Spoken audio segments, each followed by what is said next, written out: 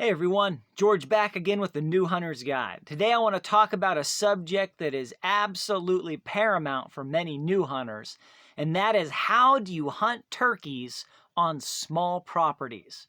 Now this goes both for new hunters and for people with 30 years of experience alike, but more often than not, new hunters have limited options. They've got limited properties, limited resources, and limited places they can hunt. Even if you've only got a couple acres, though, you can still hunt spring turkeys and you can still have success. But the strategies are a little different hunting on small properties versus big properties. Before we jump into it, though, let me know in the comments below, how many acres do you hunt on? How many acres is your property or your land or the place that you've got available to you that you're planning to try to hunt on? Love to hear. Give me some feedback to fine-tune these shows. So let's jump right into it. How do you hunt turkeys on a small property? Well, if you have more than one small property available, scouting becomes paramount. How do you figure out which property the birds are on or the birds are near? Which one do you want to try hunting or give your priority to? Say you don't have multiple properties, though. And another thing that's a real issue, say you do have multiple properties, but what if the birds aren't on the property? So scouting works a little differently with small properties, no matter how many options you have. Of course, you have the traditional scouting. Get in there, look for sign, look for tracks, look for feathers, look for places where they've drug their wings, where they're strutting, look for droppings, look for places where they're roosting in the trees. So, if you can see them with binoculars, that's a big one. Obviously, if you can see birds, that's the best sign you could possibly have. But if you've got a small property, there's only so many acres those birds could be on that property. So you want to look, you want to check, you want to do your regular homework. But the turkeys may very well be on neighboring properties. Say you're hunting on a 3-acre parcel. Well, that's not a lot of square footage for birds to be on that property regularly. But from anywhere on that property, you could be heard 100, 200, 300 yards in every direction. So you actually, your huntable land where you can fire a shotgun or a crossbow is going to be small. There's only so many acres there. There's only so many yards there. But the land that you can draw turkeys from could be many, many more acres from anywhere that you sit. So even if you only have a very small parcel, maybe you got a ½ acre. Maybe there's only one place you can sit on that property where you can shoot for 30 yards or 40 yards and it still be on your property. You could still hunt that property because you can call birds in from neighboring properties. So you got your traditional scouting. The other thing you want to do with small properties is scout by ear. You want to get there early in the morning, maybe a week or two before the season. If you can go on Saturday morning, you'll need to be there for an hour or two. Try to get there right before the sun comes up or right at daybreak and just sit and listen. Or right before bedtime, right before the sun goes down. Just get there for an hour before the sun goes down and listen. See if you can hear anything flying up to the trees. That's what you're looking for in the evening is wings. You might hear some gobbles, but in the morning you're listening for gobbles. And you can hear a turkey gobble depending on the terrain. Right? Depending on the cover, depending on how thick the trees are, all those variables, the hills and so on, you could hear turkey gobble 200, 300, 400 yards away. If you've got big spaces, if you've got the right acoustics, if you've got hills, you can maybe hear them 500, 600, 700, 800 yards away. It's not going to sound like much at 700 or 800 yards away. Or in dense woods, it's not going to sound like much 300 or 400 yards away. But you could still hear them. If you're quiet, if you know what you're listening for, and hopefully they'll be closer than that. But you can hear a good distance. So what I recommend you do is get in there early, scout by ear, do your traditional scouting, and try to figure out if and where the birds are at. But it doesn't end there. Your tactics need to change on small parcel. Best way to do it usually is you need to scout that area and try to find where's the best place for you to set up. Where do you have the best odds of success? When I say best place to set up, this usually depends on what's the topography, what's the cover situation. So you'd like to find, ideally, a couple big trees, nice hardwoods, oak maybe, you can, sit and lean up against. It's going to be wider than you are, that's going to completely, take up your silhouette. So you won't be silhouetted, light won't be shining behind you, they won't see your outline. Those are great places to hide, just leaning against big trees. So you want to try to find, okay, where can I hide? Is there brush I could, crouch into? Is there a place maybe to put a blind? Should you put up a hunting blind somewhere? Where's the best places for you to hunt? And let me tell you, and this is my number one biggest secret when it comes to hunting small properties, or any property really. If I'm setting up in advance, if I'm picking a spot, I want to set up in such a place where I cannot see farther in any direction on the ground than about 35 or 40 yards. I'd like, ideally, either hills coming up, or you've got trees, or you've got a valley, or you've got something that you can't see more than 35 or 40 yards on the ground in any direction. The reason being, turkeys then can't see you on the ground from more than 35 or 40 yards, which means if you can see a turkey and a turkey can see you, that turkey is in shotgun range. I don't like to be in situations where I could see 200-300 yards, because then a turkey can see me 200-300 yards, and then he's got all that time while he's closing that distance and coming into me that he can spot me and get spooked. I would rather sit there and not, as soon as eye contact is made, he's in range. That's the best way to do it. That's not always possible, but that's what I like to shoot for. And when you're thinking like that, you can hunt 1 acre or 100 acres the same if you're going to do a sit and hunt. Whether it's a strategic sit or a blind sit, if you're going in there blind, you've got no idea. Either way, that's the kind of place I want to hunt.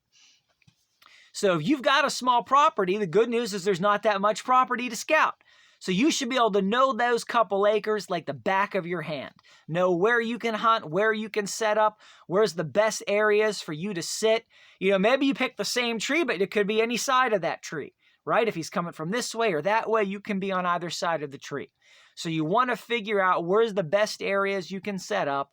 Of course, ideally on the side or corner of the property where you've got turkeys at.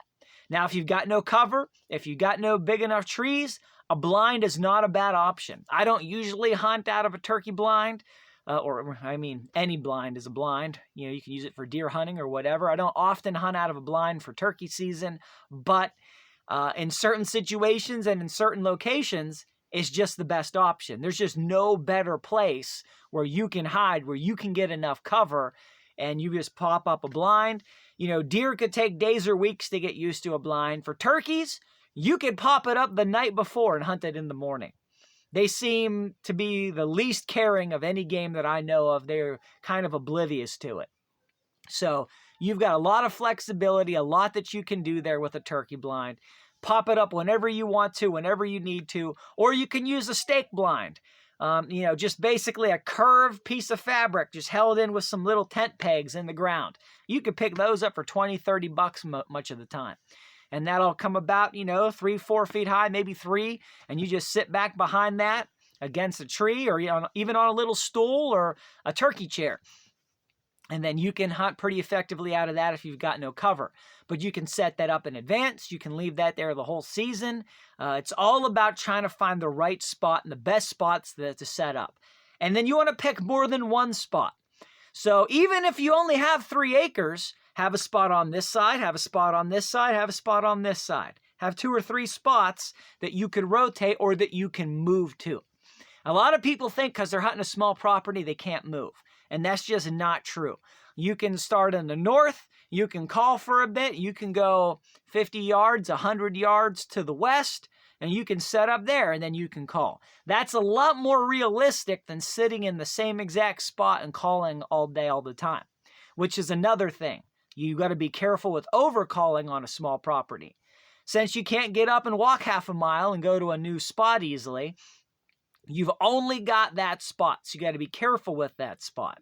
Hens don't typically just sit in the same spot by the same tree and call all day. It just doesn't happen. They might hang out in an area for a little bit and call around there, and then they're going to move. So you're going to play the morning when they come off the roost. You're going to probably call more aggressively and more often that first hour, trying to get some attention. If you don't get that attention, you want to dial back that calling quite a bit. You probably want to call no more than every 20 minutes or 30 minutes. In fact, 30 minutes could be too much. As the morning wears on, you want to dial it back even more, every 40 minutes.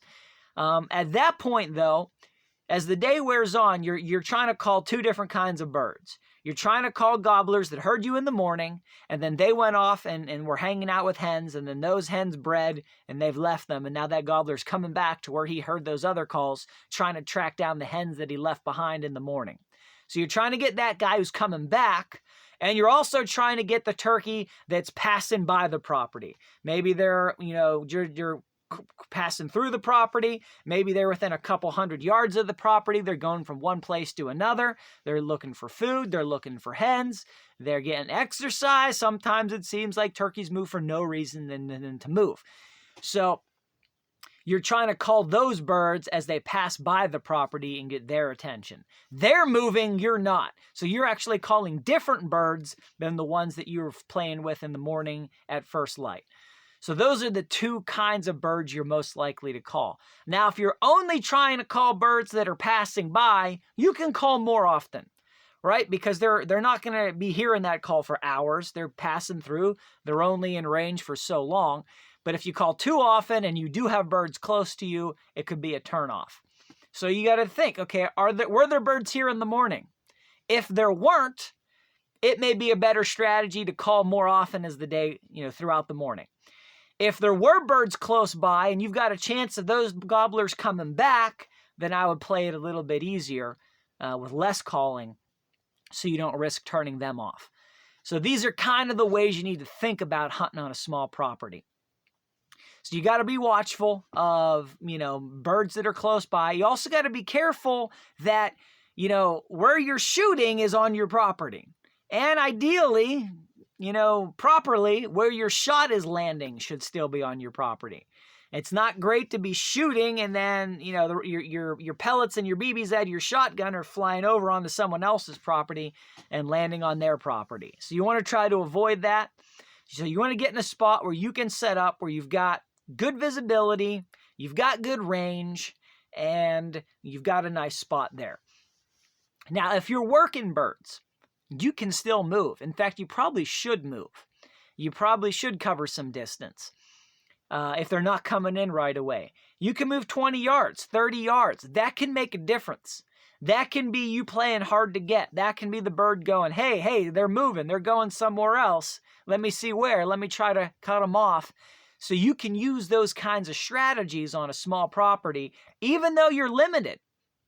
One thing that you can do that's really effective, you can get up from where you are.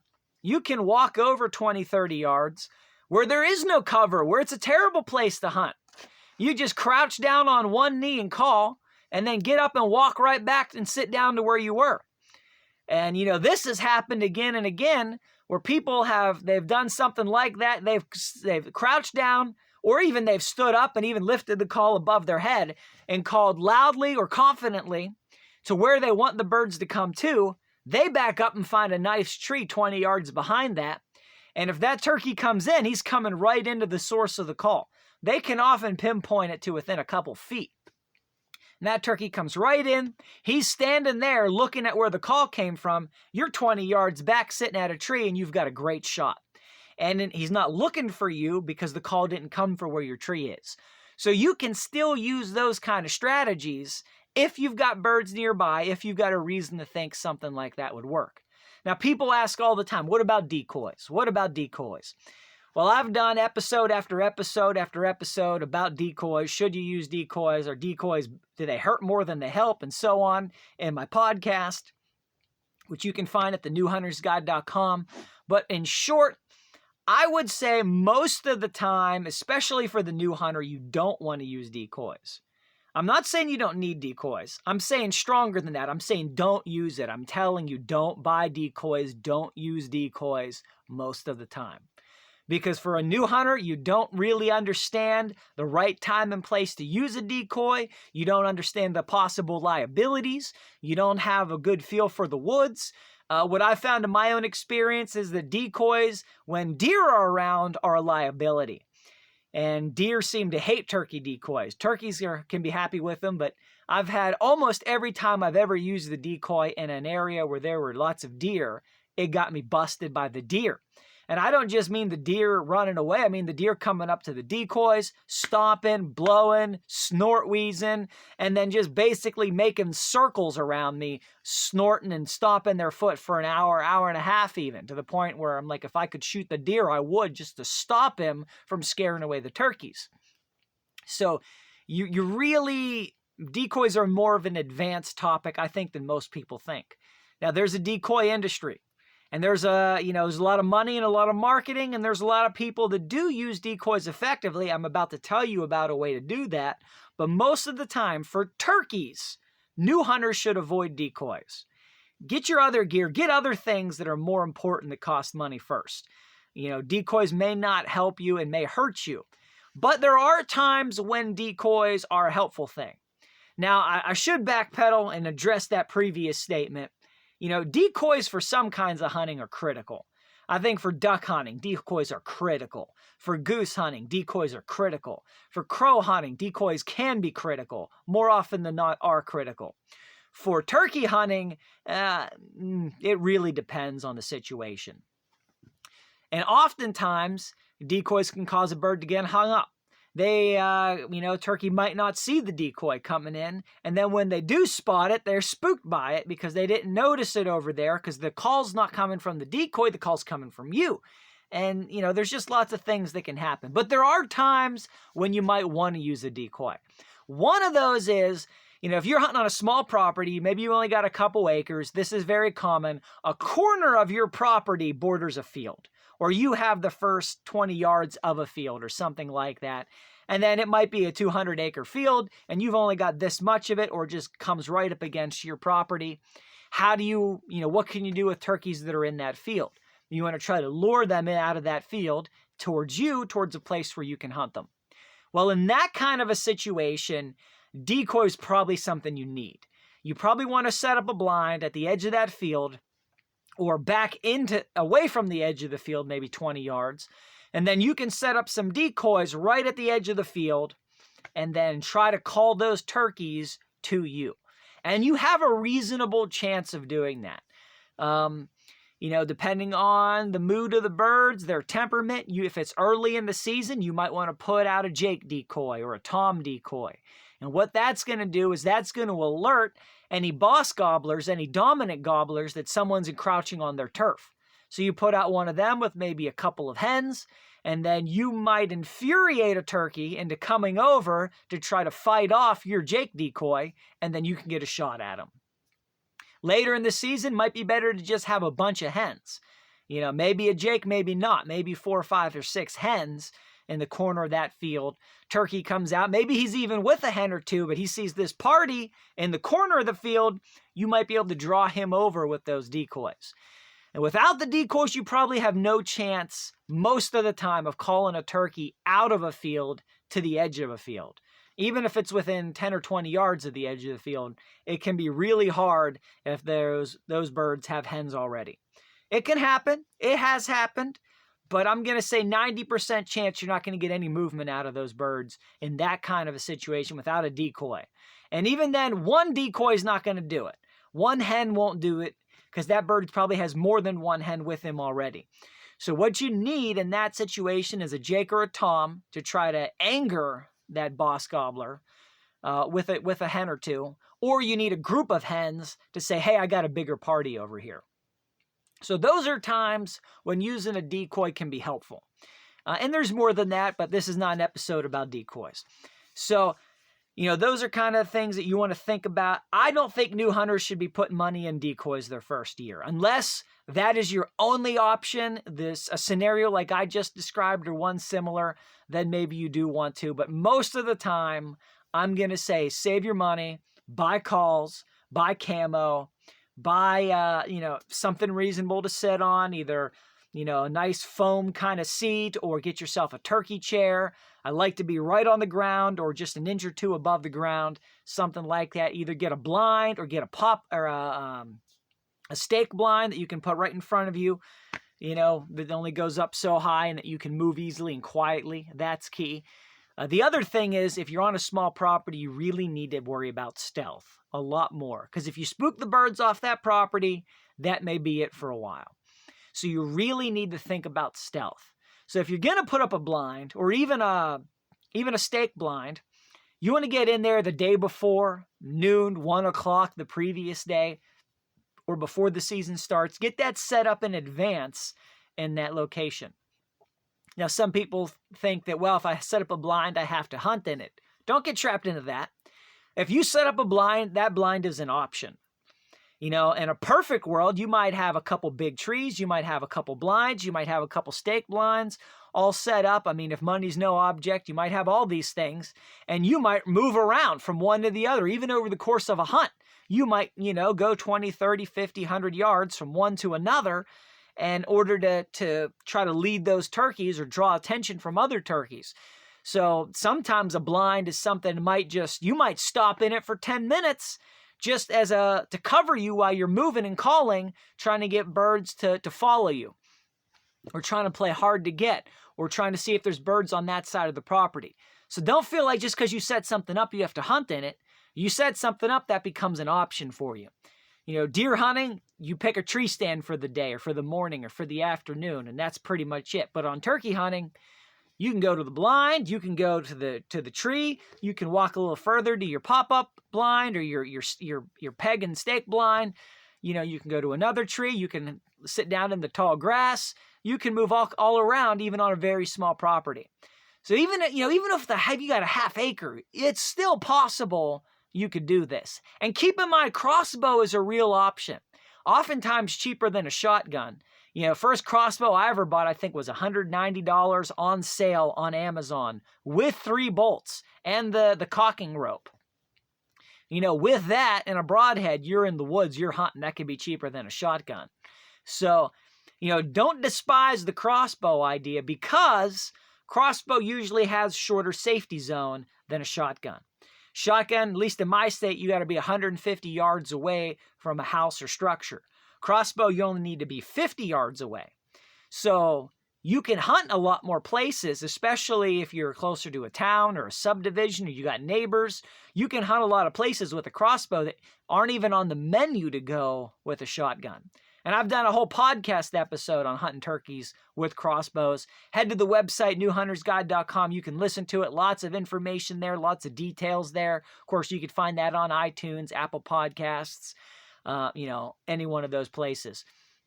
So, really think about the crossbow situation. If you're in a place where you're too close to houses, or you just don't want to let everybody close by know that you're shooting. Sometimes that's a real thing. Maybe you're well over 150 yards away from the neighbors or whatever's nearby, but you don't want them to hear shots. I'm saying it's legal, but for whatever reason, you don't want trouble. You don't want them to be aggravated with you. You don't want to wake people up in the morning.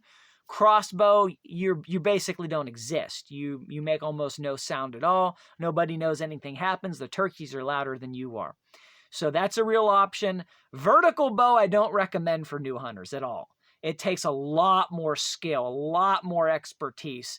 I would not entertain that idea for 5 seconds for a new hunter. Unless you don't have a shotgun and you don't have a crossbow and you only have a vertical bow and you are pretty proficient with it, that's another story. You've already got a skill set then. But if you don't have the vertical bow skill set, I'm saying take it off the table as an option for your first season at least. You can always add it in down the road, but crossbow's a real option. It works a lot like a gun. You can learn how to use it quickly, and it can give you maybe some places and options for hunting you wouldn't have had otherwise. So I hope this has been helpful for you guys. Again, let me know in the comments, how many acres do you have to hunt?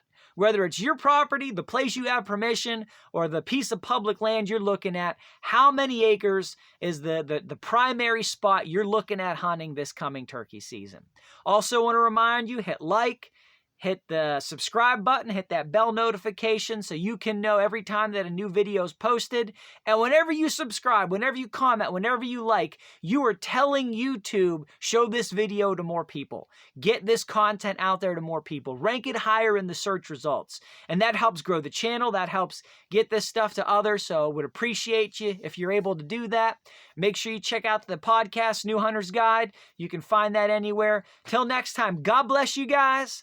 I appreciate you. Thanks so much for watching, and can't wait to hear some stories about you being successful this coming turkey season. Go get them in the woods.